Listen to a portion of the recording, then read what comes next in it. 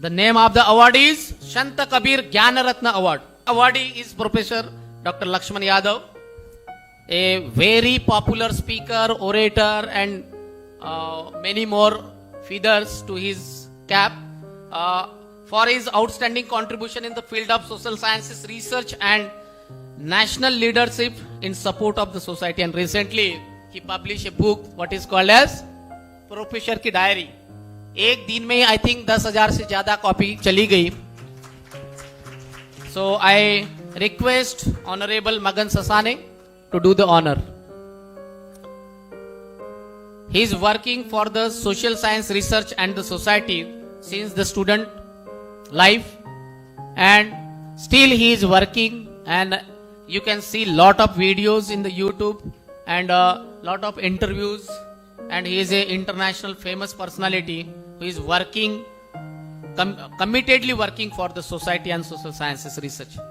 Thank you both of you. We are blessed to have among us the guest of honor, Dr. Lakshman Yadav, a writer, social activist, political analyst, and he has come all the way from New Delhi to grace this occasion. So may we have the pleasure of hearing you, sir. And I'm sure, dear colleagues and friends and my dear researchers, that this lecture is going to be a very informative, because it is a blend of a writer, a social activist, as well as a political analyst. So over to you, Dr. Lakshman Yadav, sir. Thank you so much. Sri Shivaji Education Society Amravati, Indian Indigenous Society for Science and Social Science के संयुक्त तत्वावधान में आयोजित इस संविधान दिवस के उत्सव के कॉन्फ्रेंस के लिए नेशनल कॉलेज नागपुर में आए हुए आप सभी लोगों को मेरा क्रांतिकारी जय भीम, जय मंडल, जय संविधान है, इंकलाब जिंदाबाद है. शुक्रिया कि सोसाइटी ने इस बेहद शानदार कार्यक्रम में हमें आमंत्रित किया. मला मराठी येत नहीं तो मैं हिंदी में ही बात करूं, समझ लेंगे आप लोग ना? ठीक है, तो आपकी इजाजत से मैं अपनी बात शुरू करता हूं. सबसे पहले इस पूरी आयोजन समिति को बहुत शुक्रिया कि आपने इस बहुत शानदार कॉन्फ्रेंस में हमें आमंत्रित किया है, और इसका मकसद कितना बड़ा है कि हम संविधान दिवस का उत्सव मना रहे हैं. Celebrating the 75th constitution day of India. और हमारे बगल में इस देश को चलाने वाली सबसे बड़ी किताब वो यहां रखी हुई है, और मुझे लग रहा है कि ये इस कार्यक्रम की सबसे बड़ी बात है, और इसके लिए मैं पूरी आयोजन समिति को बहुत बधाई देता हूं कि आपने ये आयोजन इतना शानदार तरीके से किया है. मंच पर बैठे हुए सभी सम्मानित लोगों को और आयोजन समिति को इस बात के लिए भी बहुत शुक्रिया. मुझे पता चला कि इस सभागार में बहुत से विद्वान लोग हैं, साइंटिस्ट बैकग्राउंड से हैं, वैज्ञानिक हैं, प्रोफेसर्स हैं, रिसर्चर्स हैं, और ये सारे लोग एक साझापन के साथ संविधान को याद कर रहे हैं. और कबीर रत्न, ज्ञान रत्न अवार्ड से हमें सम्मानित किया. इसके लिए भी मैं पूरी आयोजन समिति को शुक्रिया अदा करूंगा. और कबीर का सबसे प्रिय दोहा जो मुझे बहुत पसंद है कि कबीरा खड़ा बाजार में लिए लुकाठी हाथ, और जो घर जा रो आपना चलो हमारे साथ. ज्ञान रत्न कबीर, संत कबीर, जिनकी मंशा, जिनके विचार भी भारत के संविधान में शामिल हैं, ऐसे सम्मान से सम्मानित होना मेरे लिए बहुत गर्व की बात है और मैं इसके लिए पूरी आयोजन समिति को फिर से बहुत शुक्रिया अदा करता हूं। वैज्ञानिक लोगों के बीच में संविधान की बात कर रहे हैं हम ऐसे वक्त में जब इस देश में तर्क, ज्ञान, विज्ञान पर बात करने को प्रोत्साहित नहीं किया जा रहा है, उन्हें सम्मानित नहीं किया जा रहा है।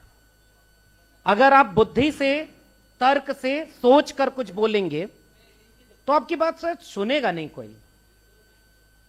ऐसे वक्त में जो अपने अपने क्षेत्र में अच्छा काम कर रहे हैं उन्हें यह समिति सम्मानित कर रही है,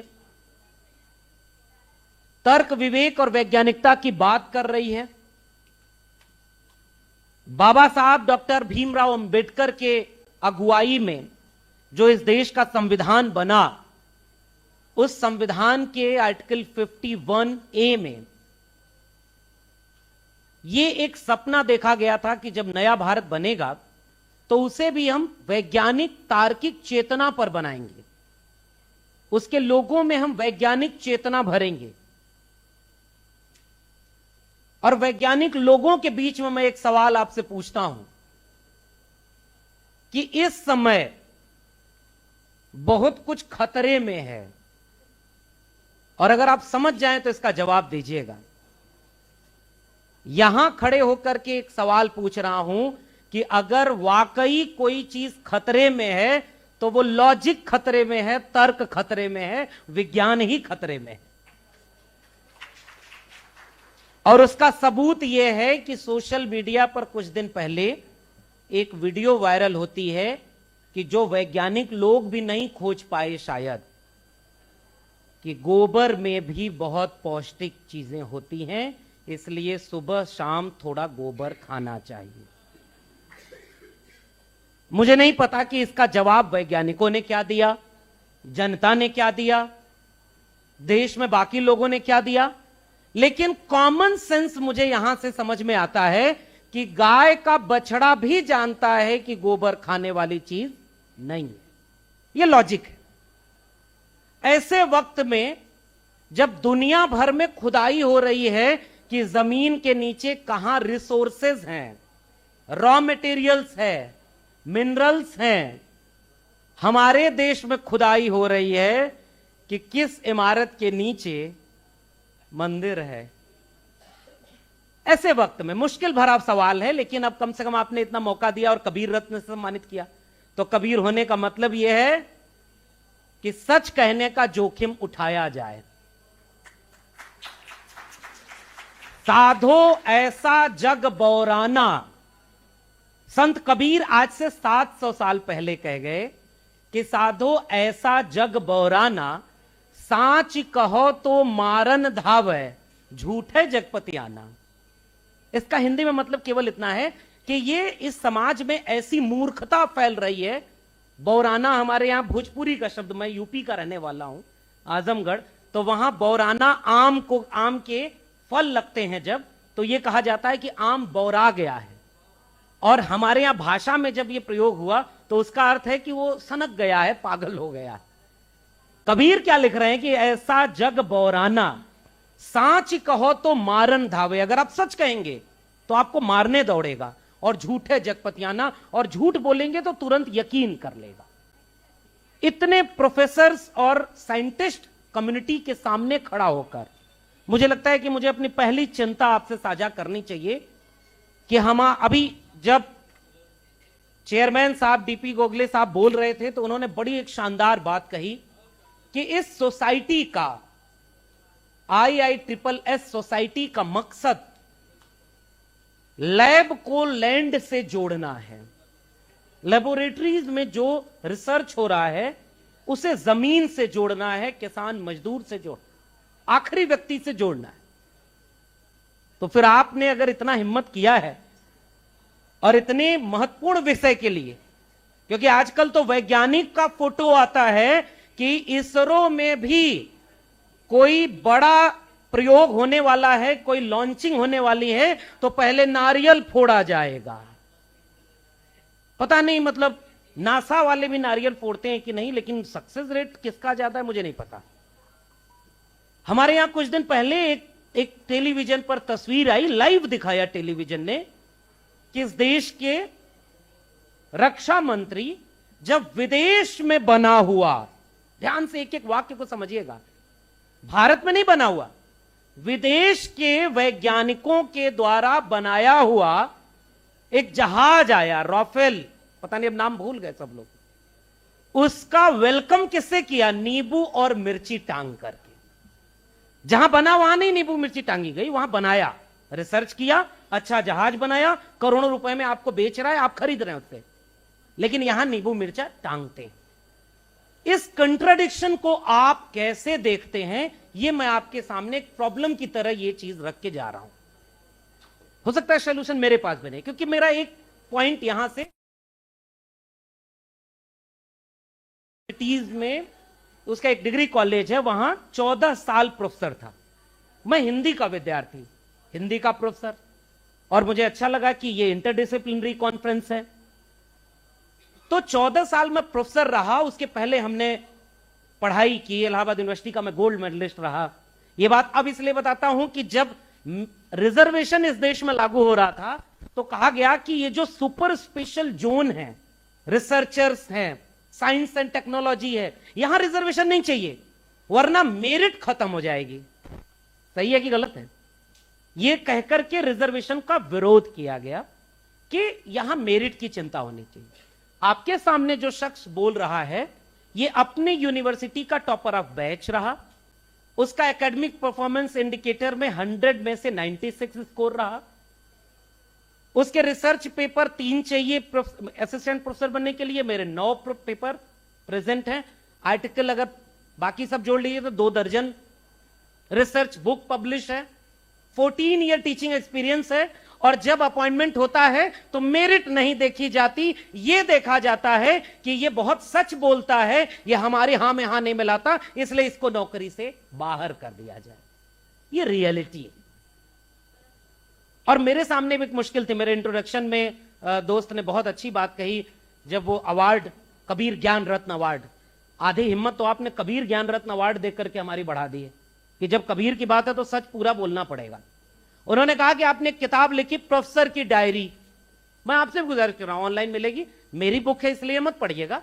अगर वाकई इस बात की चिंता हो कि हमारे एकेडमिक इंस्टीट्यूशन के भीतर क्या हो रहा है, तो कम से कम एक बार उस किताब को जरूर पढ़िएगा।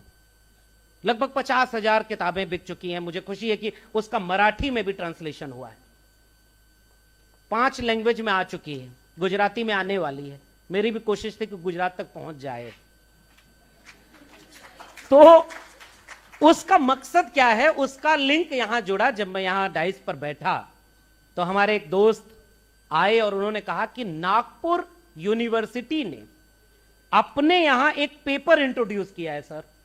उस पेपर का नाम बस मैं पढ़ देता हूं और फिर आप ये मुझे बताइएगा कि असली इस देश में खतरे में क्या है, क्योंकि टेलीविजन खोलेंगे तो खतरे में कुछ और नजर आएगा, अगर आप अखबार पढ़ेंगे तो खतरे में कुछ और नजर आएगा, और जब मैं बोल रहा हूं और अगर आप इसे समझ रहे हैं तो पता चलेगा खतरे में क्या है।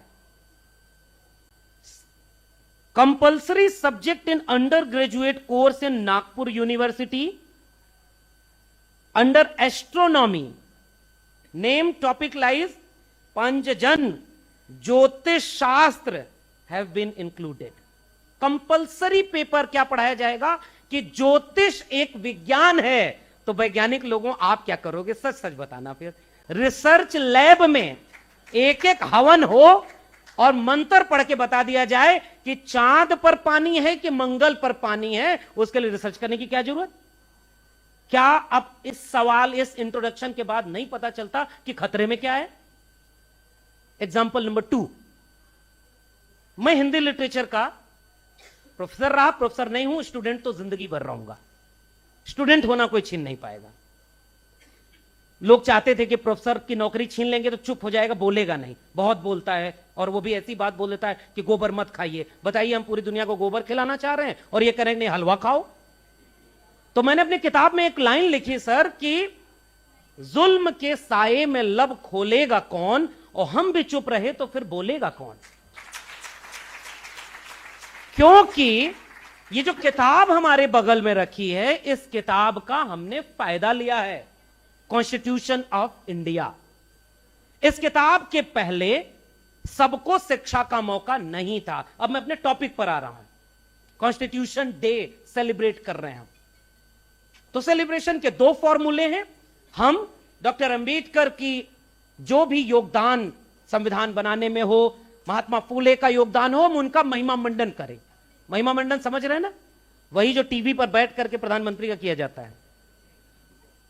और दूसरा रास्ता यह है कि हम ये चैलेंज इस कॉन्स्टिट्यूशन के सामने क्या है, हम आने वाली पीढ़ी को उससे अवेयर करें कि ये सेलिब्रेशन का दिन है या सोचने समझने का दिन है कि जिसका फायदा हमें मिला, क्या अगली आने वाली पीढ़ी को इसका फायदा मिलेगा कि नहीं मिलेगा। सरकारी स्कूल से हम पढ़े हैं, आज से 25 साल 50 साल पहले, और मुझे लगता है डाइस पर जितने लोग हैं स्टेज पर और ऑडिटोरियम में, मैक्सिमम लोग गवर्नमेंट एजुकेशन से पढ़ करके यहां तक पहुंचे। Government education nominal fees charge करता था जब देश गरीब था। जब देश 5 ट्रिलियन इकोनॉमी बन गया तो वो 5 ट्रिलियन इकोनॉमी वाला देश न्यू एजुकेशन पॉलिसी लॉन्च करके कहता है कि ग्रेजुअली हम इकोनॉमिक ऑटोनॉमी आपको देंगे, इंस्टीट्यूशन अब धीरे धीरे अपना फंड जनरेट खुद करेगा। और सच बताइए, क्या फीस महंगी हो रही है कि नहीं? न्यू एजुकेशन पॉलिसी में 3 क्लॉज हैं और उस क्लॉज में एक क्लॉज है जो सबसे डेंजरस है, क्लोजर और मर्जर की पॉलिसी। जिस इंस्टीट्यूट में वो सरकारी स्कूल पर भी इंप्लीमेंटेड है, डिग्री कॉलेजेस में भी है और यूनिवर्सिटी पर भी है। अगर स्टूडेंट कम है तो उसे या तो क्लोज कर देंगे या दूसरे इंस्टीट्यूट से मर्ज कर देंगे। गरीब के बच्चे अगर स्कूल ना पहुंच पाए तो स्कूल बंद किया जाएगा। और अब तक इस देश में, केवल यूपी में मैं बताऊं तो यूपी में पिछले 10 साल में हजारों स्कूल बंद कर दिए गए। पिछली बार जब मैं इसी ऑडिटोरियम में आया था तो यहां वो भी एजुकेशन पर प्रोग्राम था और उसने बताया कि महाराष्ट्र में 52,000 का आंकड़ा है स्कूल बंद किए जाने का। अब बताइए कि देश अमीर हो रहा है तो एजुकेशन तो आखिरी व्यक्ति तक पहुंचनी चाहिए, जिसके लिए महात्मा फूले और ज्योतिबा फूले, सावित्रीबाई फूले दोनों ने इसी महाराष्ट्र की जमीन पर जब स्कूल खोला तो घर से निकाल दिया। और पढ़ाने जाती थी सावित्रीबाई फूले तो 2 साड़ी लेके जाना पड़ता था क्योंकि पत्थर मारा जाता था। पूड़े और भिड़े वाला की दीवारों पर एक किताब का रेफरेंस मैं ले रहा हूं, राइटर का नाम है सुनील खिलनानी और उस किताब का नाम है इनकैर्नेशन। उसमें जो चैप्टर है ज्योतिबा फूले पर, सावित्रीबाई फूले पर, उसमें वो स्केचेस बने हुए हैं कि वो कैसे 2 साड़ी लेकर जाती थी और वहां पे दीवारों पर पोस्टर लगा हुआ था कि ये एंटी रिलीजियस लोग हैं, ये कह रहे हैं कि अनटचेबल जो है वो एजुकेशन पाएंगे। हमारे यहां तो ये नहीं था, हमारे यहां तो कास्ट सिस्टम था, मुखस्य जायते ब्राह्मण, जो वर्ण सिस्टम है उससे डिसाइड होता था कि एजुकेशन सबको मिलेगी कि नहीं। ये वो किताब है कॉन्स्टिट्यूशन ऑफ इंडिया जिसने कहा कि इंसान अगर बराबर हैं तो सबको एजुकेशन मिलेगी, सबको वोट का अधिकार मिलेगा, इंसान और इंसान बराबर होंगे। इसलिए मेरे लिए आज इस देश की सबसे बड़ी कोई किताब है तो भारत का संविधान। कभी फुर्सत मिले तो पढ़ना मुझे, मैं तुम्हारी बेशुमार मुश्किलों का समाधान हूं, मैं भारत का संविधान हूं। तो मेरी गुजारिश है, बाबा साहब डॉक्टर अंबेडकर एक बात कहते थे जो मुझे बहुत प्यारी लगती थी कि नायक पूजा नहीं होनी चाहिए। किसी को वो अपने भी पूजने के खिलाफ थे, हालांकि आजकल कुछ लोग अंबेडकर को भी पूज रहे हैं और नागपुर में भी इस बात की चर्चा जोरों से है कि कुछ दिन बाद नागपुर के एक बड़े केंद्र में उनकी मूर्ति बनेगी, बड़ी सी माला पहनाई जाएगी, लेकिन उनके विचारों पर ताला पहनाया जाएगा। अब मैं इससे ज्यादा, चूंकि एकेडमिक लोग हैं, सब नौकरी में है, मैं सबकी नौकरी को क्यों जोखिम में डालूं, लेकिन बात जो कहनी है वो मैं कहना चाहता हूं क्योंकि आपने कॉन्स्टिट्यूशन, क्या कॉन्स्टिट्यूशन 75 ईयर हो गया, अब वो एजुकेशन आखिरी व्यक्ति तक पहुंचा रहा है या उससे एजुकेशन छीन रहा है? मैं आपसे जानना चाह रहा हूं ग्रेडेड ऑटोनॉमी का मतलब क्या है जो न्यू एजुकेशन पॉलिसी इंट्रोड्यूस कर चुकी है। फॉरेन के कैंपसेस खुलेंगे, कैम्ब्रिज, ऑक्सफोर्ड, वो कैंपसेस इंडिया में खुलेंगे और इंडिया के कैंपस में क्या होगा, एस्ट्रोनॉमी पढ़ाई जाएगी और ज्योतिष पढ़ाया जाएगा। दुनिया के दूसरे किस यूनिवर्सिटी में पढ़ाया जाएगा जरा बताओ? ये कौन सा कंट्राडिक्शन है? अब उस कंट्राडिक्शन को आप जरा स्कूल लेवल से समझ लीजिए। हमारे घर से बच्चा जब पहली बार नर्सरी स्कूल में एडमिशन लेने जाता है पहली, दूसरी, तीसरी, चौथी और पांचवी क्लास तक पढ़ाई करता है, तो उस बच्चे को क्या पढ़ाया जाता है? पृथ्वी सूर्य के चारों तरफ घूमती है, सूर्य एक ग्रह है, चंद्र ग्रहण लगने का वजह क्या है, वो तीनों जब एक रेखा में आ जाते हैं, पृथ्वी से सूर्य की दूरी इतने किलोमीटर है, सूर्य की एनर्जी इतनी ज्यादा है, वहां पर कैसे न्यूक्लियर रिएक्शन होता है तो एनर्जी क्रिएट होती है, और घर में आता है तो क्या होता है? तुम्हारी बीमारी ठीक नहीं हो रही है क्योंकि शनि ग्रह। लॉजिक, साइंस, और घर में क्या पढ़ रहा है? अब आप इस कंट्राडिक्शन को अगर डील नहीं कर रहे तो फिर आप अपने इंस्टीट्यूशन को कितने दिन तक बचा पाएंगे? ये मेरा क्वेश्चन है आपसे। सोसाइटी अगर उसके लिए एक्सेप्टेबल नहीं है, मेरे दिल्ली यूनिवर्सिटी में सर, मैं आपको गूगल करके बताऊं, दिल्ली यूनिवर्सिटी का vice chancellor university constitution of India के तहत चलती है, जिसमें यूनिवर्सिटी का कोई रिलीजन नहीं होता, उसका नाम ही है यूनिवर्स से बना हुआ, यानी वैश्विक ज्ञान विज्ञान का केंद्र। तो यूनिवर्सिटी में एक धर्म का कार्यक्रम क्यों होगा? और देश का आज कोई यूनिवर्सिटी बता दीजिए जिसमें एक धर्म का कार्यक्रम को छोड़ के कुछ और हो रहा हो। मेरे दिल्ली विश्वविद्यालय में सबसे पहले जो नागपुर यूनिवर्सिटी में ये इंट्रोड्यूस किया गया, वो हमारे दिल्ली यूनिवर्सिटी में इंट्रोड्यूस हो चुका है। एक पूरा सेंटर खुला है जिसका नाम है हिंदू अध्ययन केंद्र। बौद्ध अध्ययन केंद्र है, हिंदू अध्ययन केंद्र खुल गया है। मुझे खुशी है, मुझे इससे कोई विरोध नहीं है। हिंदू अध्ययन केंद्र खुले, उसमें मनुस्मृति पढ़ाई जाए। आपने गूगल करके पढ़ा कि नहीं? दिल्ली यूनिवर्सिटी अपने लॉ के कोर्स में मनुस्मृति को एज ए रेफरेंस इंट्रोड्यूस कर रही थी। वहां बहुत विरोध हुआ, फिर वो रुक गया। मैं चाहता हूं कि मनुस्मृति पढ़ाया जाए, लेकिन उस कोर्स में बाबा साहब डॉक्टर अंबेडकर का एनिलेशन ऑफ कास्ट और ज्योतिबा फूले की गुलामगिरी भी पढ़ाई जाए। पढ़ने से हमें कोई ऐतराज नहीं, लेकिन सब पढ़ाया जाए तब बात हो। क्या यह खतरा कॉन्स्टिट्यूशन पर है कि नहीं? यूनिवर्सिटी को एक आइडियोलॉजी का अड्डा बनाया जा रहा है। आप प्रोफेसर हैं, अगर आप साइंस एंड टेक्नोलॉजी में रिसर्च कर रहे हैं जिससे सोसाइटी को दिक्कत नहीं है, तो आपको कोई परेशान नहीं करेगा। अभी एक हमारे सबसे सीनियर फेलो को अवार्ड दिया जा रहा था, तो इंट्रोडक्शन में बोला गया कि इनका प्रमोशन रुक गया, लेकिन इन्होंने रिसर्च रोका नहीं। कितने लोग ऐसा जोखिम उठाने के लिए तैयार है सर? अब तो प्रमोशन जरूरी हो गया, रिसर्च तो अगली पीढ़ी कर लेगी। Am I right or wrong? कुछ चीजें हमें थोड़ा सा समझनी होगी। मैं खड़ा होकर के किसी और को क्रिटिसाइज करूं, इससे ज्यादा जरूरी यह है कि कहां हमसे चूक हो रही है। सोसाइटी पीछे जा रही है सर। सोसाइटी पर रोज टेलीविजन पर दिखाया जा रहा है कि धर्म खतरे में है, मस्जिद के नीचे से मंदिर खोदना है। अब आपका रिसर्च कितना दिन बचेगा? इसलिए मैं इस लॉजिक को लेकर के आपके सामने रखना चाह रहा हूं। गोखले साहब खड़े हो रहे थे, उन्होंने कहा कि बिल्ली रास्ता काट दे, तो आज भी लोग डर के रुक तो जरूर जाते हैं। मैं कई बार सोचता हूं बिल्लियों को यह बात पता भी नहीं कि वो इतनी अशुभ हैं, क्योंकि बाकी दुनिया की बिल्लियों को रास्ता काटते हुए कुछ भी नहीं होता। मैं तो केवल सोचता हूं कि सारा ज्ञान विज्ञान धर्म के नाम पर जो था वो केवल भारत में है, और सारा रिसर्च जो सबसे ज्यादा है वो कहां हो रहा है। अब इससे ज्यादा बोलने पर देखिए समय खराब, इसलिए इशारे में बात बोलते हैं। लेकिन कहना यह है कि अगर आप रिसर्च इंस्टीट्यूट को बचाना चाहते हैं, लॉजिक को बचाना पड़ेगा। और लॉजिक को बचाने के लिए मैं एक रेफरेंस दे दूं, आखिरी के 10 मिनट मेरे पास बचे हैं, उससे ज्यादा नहीं बोलेंगे। महात्मा फूले ने एक किताब लिखी, मैं प्रोफेसर नहीं हूं लेकिन रेफरेंस के साथ ही बात करूंगा। अगर बिना रेफरेंस के अगर आपको बात करना है तो आपको कम से कम प्रधानमंत्री होना होता है। आप तब बोल सकते हैं कि सिकंदर ने पोरस से क्या लड़ाई लड़ी थी, गुरु नानक, विवेकानंद और कबीर एक साथ बैठ करके बात किया करते थे। ये सब आप तब बोल सकते हैं जब आपका ओहदा बड़ा हो। अगर हमारा ओहदा छोटा है तो हम झूठ बोलने की सहूलियत हमारे पास नहीं है। लॉजिक कहता है कि फैक्ट्स एंड फिगर के साथ बात होनी चाहिए।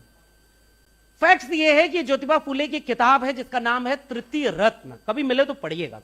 कंपाइल उनका पूरा वर्क पब्लिश हो गया है हर लैंग्वेज में, और गवर्नमेंट ने पब्लिश किया है। इसलिए मैं वो रेफरेंस लूंगा तो कम से कम मुकदमा मेरे ऊपर नहीं होगा, महात्मा फूले के ऊपर होगा, क्योंकि लिखा तो उन्होंने है। तृतीय रत्न में महात्मा फूले लिखते हैं कि एक आदमी बहुत परेशान हुआ तो वो किसी के पास गया, और जिसके पास गया वो आप समझ जाएंगे कौन है, मैं उनका भी नाम नहीं लूंगा, क्योंकि उन्होंने ये दावा किया था कि हम धरती पर भगवान के अवतार हैं। तो तृतीय रत्न नाटक में महात्मा फूले लिखते हैं कि जब वो आदमी गया और उसने कहा कि मैं बहुत परेशान हूं, तो उसने कहा कि आपका ग्रह दशा ठीक नहीं है, और गोखले साहब ने इंट्रोडक्शन वहीं से दिया था, मैं इसलिए रेफरेंस आपको बस दे रहा हूं। उसने कहा कैसे, तो कहा शनि ठीक जगह पर नहीं है। हालांकि शनि को पता नहीं, मतलब भारत में कितनी शादियां टूट गई कि किसी का मंगल ग्रह ठीक था कि नहीं, और मंगल को यह बात पता नहीं है। हमारे देश में यह होता है और इसे एक परंपरा के नाम पर सेलिब्रेट करते हैं। मैं आपसे एक लॉजिक दे के जाऊं कि अगर हिंदू होना एक धर्म है तो फिर कबीर कौन थे? सवाल है मेरा, कबीर क्या थे? कबीर हिंदू थे कि नहीं थे, मैं जानना चाह रहा हूं। और कबीर पर कोर्स में मेरे सिलेबस में यूनिवर्सिटीज में पढ़ाया जाता है।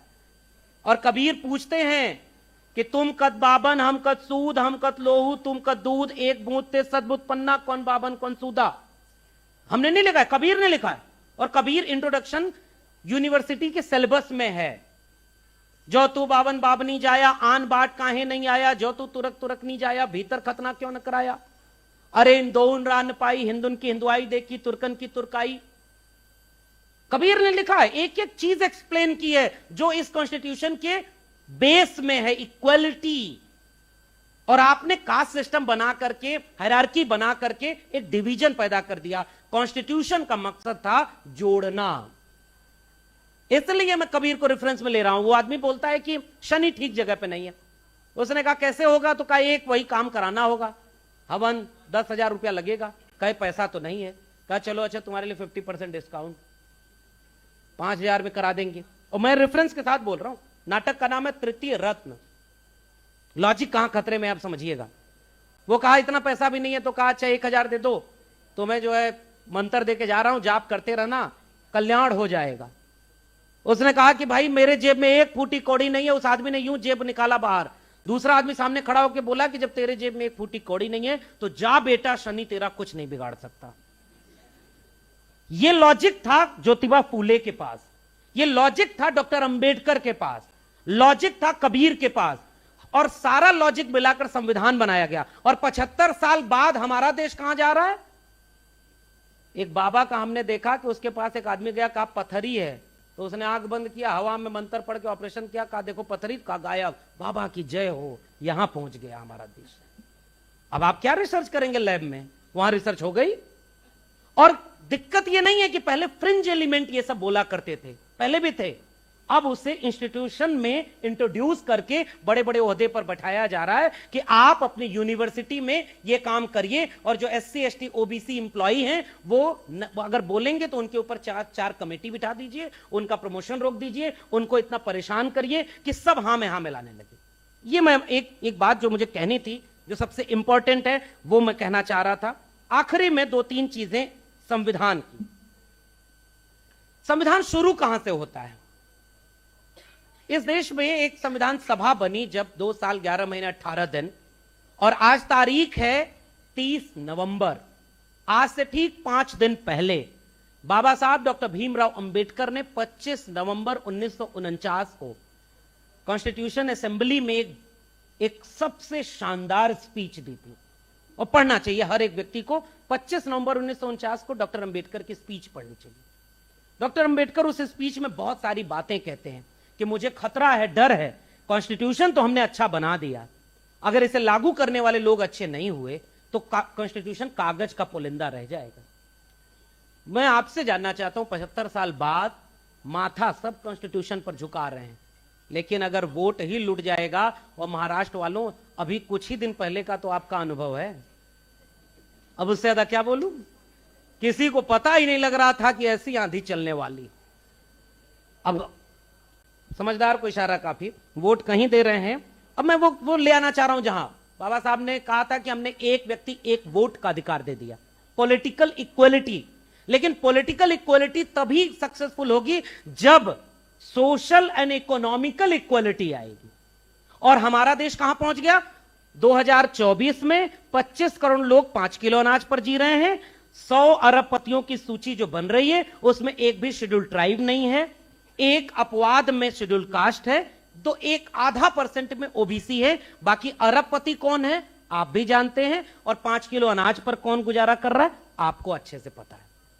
हमारा देश इकोनॉमिकल इनइक्वालिटी में यहां पहुंच गया। ऑक्सफैम की रिपोर्ट कहती है 1% पॉपुलेशन के पास 73% रिसोर्सेज कब्जा है और 3% रिसोर्स पर 50% पॉपुलेशन गुजारा कर रही है।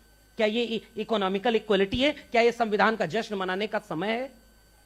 और मैंने क्यों ये बात कही थी कि जिम्मेदारी हमारी है, क्योंकि साहब हमने इसका फायदा लिया है।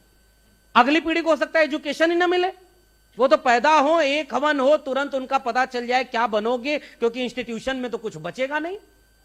तो जिम्मेदारी बचाने की किसको है? और उसके लिए मैं कह रहा हूं हाकिम शहर किसी बात पर क्यों गौर करे। इशारा मेरा समझ जाए तो यह आखिरी में आपके लिए मैसेज देकर जा रहा हूं।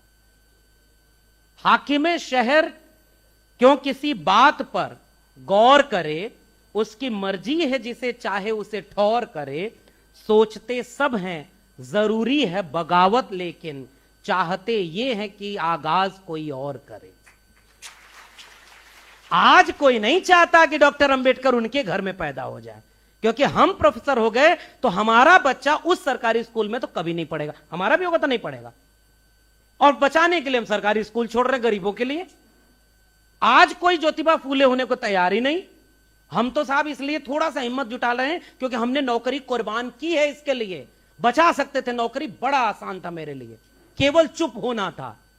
मैं भी आज दिल्ली यूनिवर्सिटी में एसोसिएट प्रोफेसर होता, और सर मैं 14 ईयर पर पढ़ा चुका हूं, मेरे एपीआई में 300 के ऊपर हैं, तो मैं प्रोफेसर होने वाला होता, फिर किसी कमेटी में होता, फॉरेन जाता, ट्रिप करता। प्रोफेसर होना भी जरूरी है। इसका अर्थ ये ना लीजिएगा कि हमारे प्रोफेसर न रहें। अगर हमारी सरकार बनेगी तो हम वाइस चांसलर किसको बनाएंगे फिर?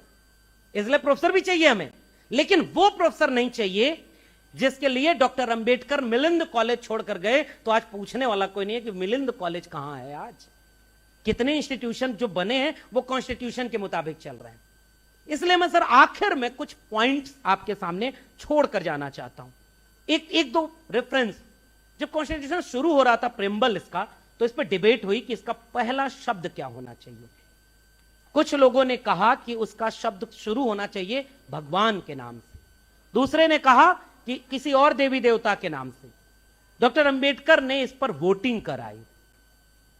फेवर में 48 वोट मिले, अगेंस्ट में 61 वोट मिले, और भारत का संविधान शुरू होता है we the people of India, यानी हम भारत के लोग। ये सबसे बड़ी ताकत है, क्योंकि जब संविधान नहीं था तब क्या था? मैं, तुम, वह, छोटा बड़ा, अमीर गरीब, जाति के नाम पर श्रेष्ठ अछूत।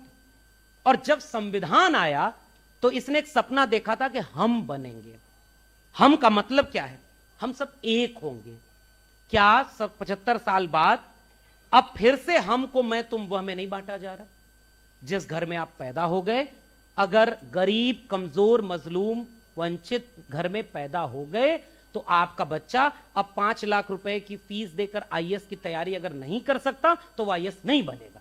हमारे सर बैठे हुए हैं, कोचिंग के भरोसे अब हो गया है।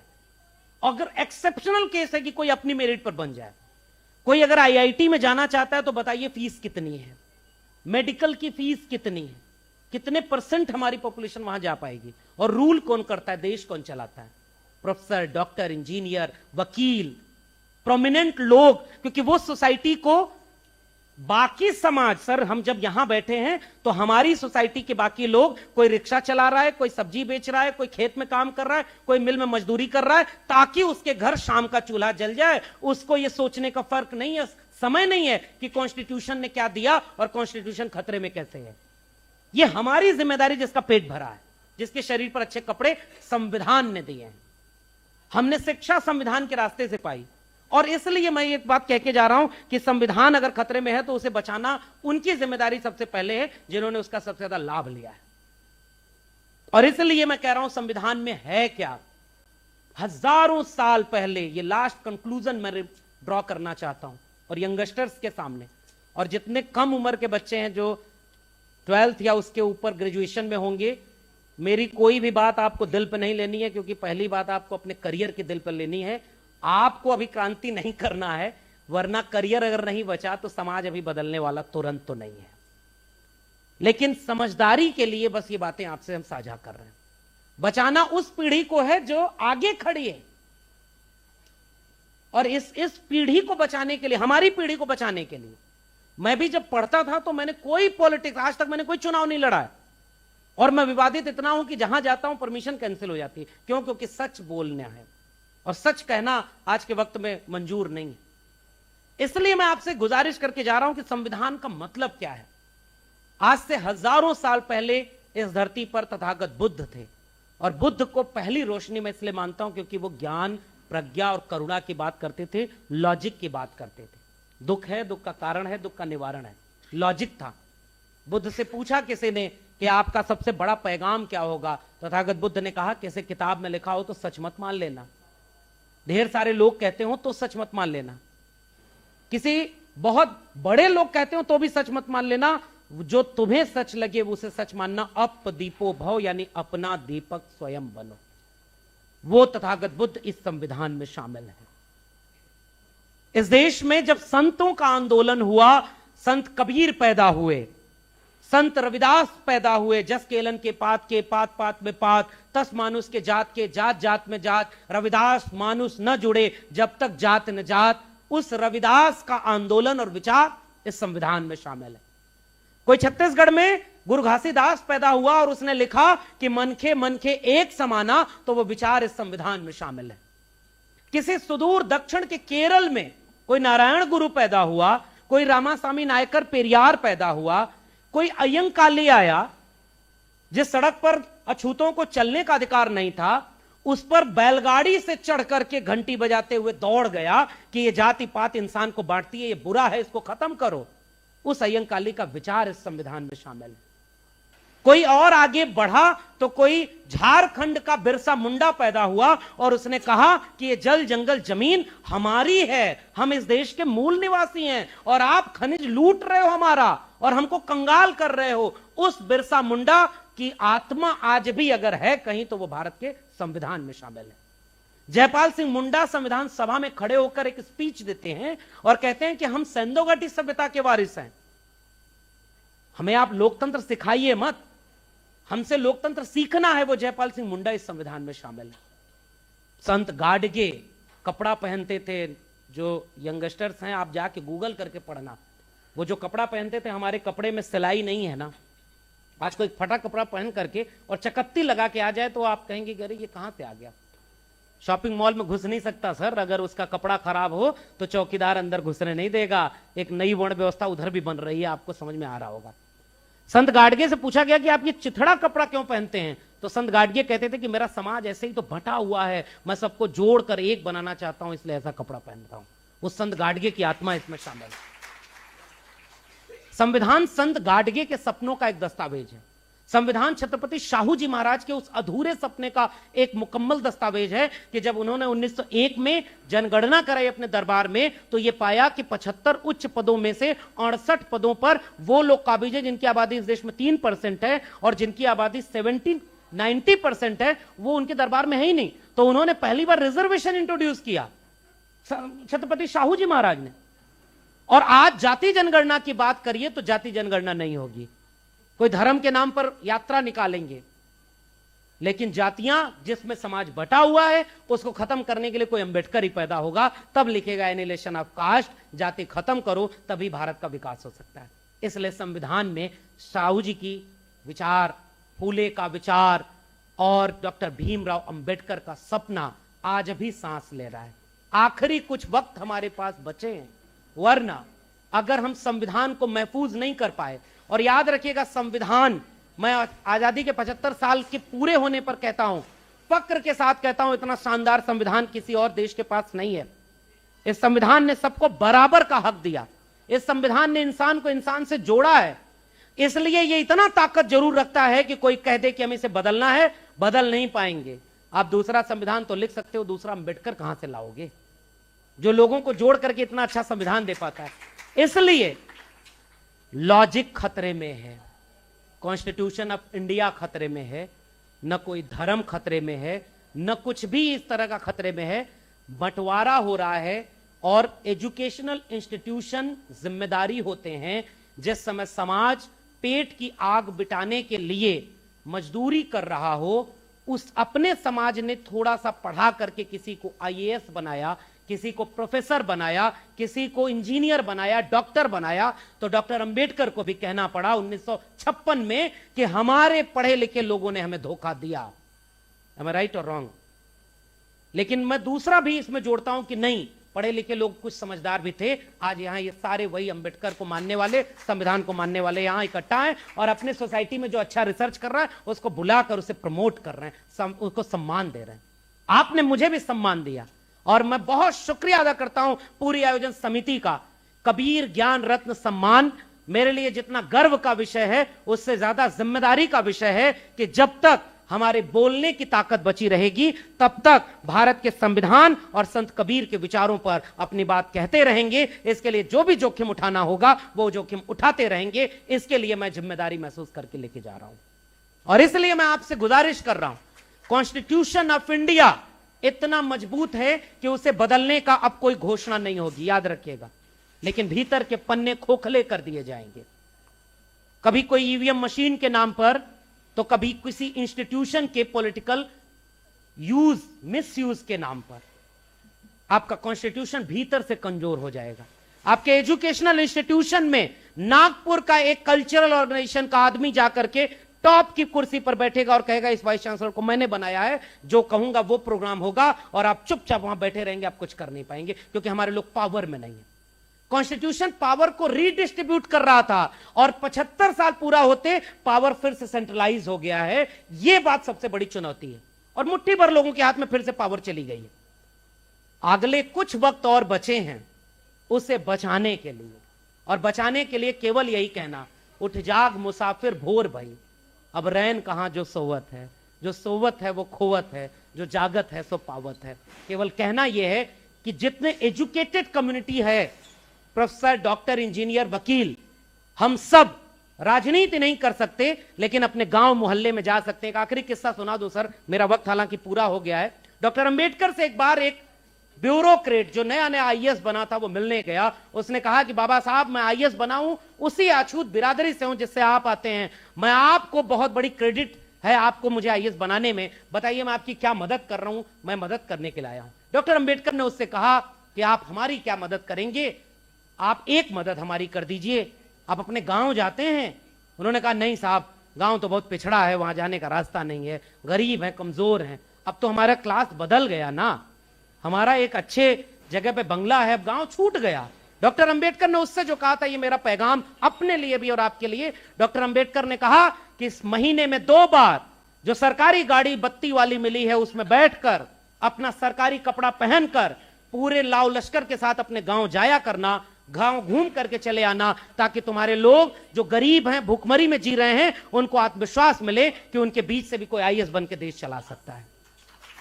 इसलिए मेरी गुजारिश उन पढ़े लिखे लोगों से है, हमारे पीढ़ी के लोगों से है कि हम अपने गांव को छोड़ दिया तो सेमिनार और लेबोरेटरी तब तक महफूज है जब तक बाहर आग नहीं लगी है। अगर बाहर आग लगी तो मेरे कैंपस भी उससे लपेट में आएंगे, वो आग हमारे क्लासरूम में आएगी, हमें क्लासरूम में बोलने पर भी सेंसर किया जाएगा, कबीर पढ़ने पर भी सेंसर होगा। और आपके सिलेबस में नागपुर यूनिवर्सिटी ने जो ज्योतिष भेजा है, वही ज्योतिष इस देश का सबसे बड़ा एकेडमिक डिस्कोर्स बन जाएगा। इसी खतरे से आगाह करते हुए हम ये चाहते हैं साइंस एंड टेक्नोलॉजी का विचार पढ़ाया जाए, लॉजिक पढ़ाया जाए और धर्म का काम पुजारियों को छोड़ दिया जाए। कॉलेज और कैंपस में प्रोफेसर को प्रोफेसरी करने दिया जाए, आईएएस को देश चलाने दिया जाए और नेताओं से कहा जाए कि अपना काम करिए। धर्म को बीच में ला करके आपका सबसे बुनियादी उसूल जो संविधान है उसको खत्म किया जा रहा है। संविधान के 75 साल पूरे होने पर सेमिनार रखा, आपने मुझे आमंत्रित किया, आपका शुक्रिया अदा करता हूं और ये कह के जा रहा हूं कि जितना फक्र और नाज है इस संविधान पर, वो खतरे में है तो उससे ज्यादा जिम्मेदारी भी है उसे बचा सकें। जंगल में आग लगा, चिड़िया चोंच के एक बूंद पानी से आग बुझा रही थी, बाकी चिड़िया हंस रही थी कि इतनी बड़ी आग तुम्हारी चोंच के एक बूंद पानी से बुझेगी। उस चिड़िया ने जो कहा वो मेरा आखिरी वाक्य है। उस चिड़िया ने कहा कि मुझे पता है कि मेरे चोंच के एक बूंद पानी से जंगल की आग नहीं बुझेगी, लेकिन जब इस आग का इतिहास लिखा जाएगा तो मेरा नाम आग लगाने वालों में नहीं, आग बुझाने वालों में शामिल होगा। Thank you so much.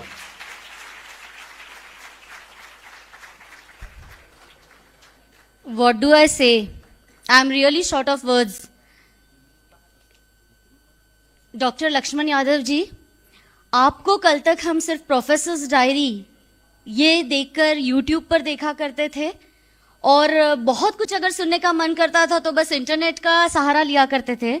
आज मैं ये कह सकती हूँ बड़े फक्र के साथ, सबसे पहले तो मैं ऑर्गेनाइजर्स को, IISS के ऑर्गेनाइजर्स को मैं धन्यवाद देना चाहूंगी कि उन्होंने इतना अच्छा वक्ता हमें दिया, क्योंकि ये समय की मांग है कि हमारे बीच में जो हर एक बच्चा है वो बच्चा ये जाने कि हमारे देश में चल क्या रहा है।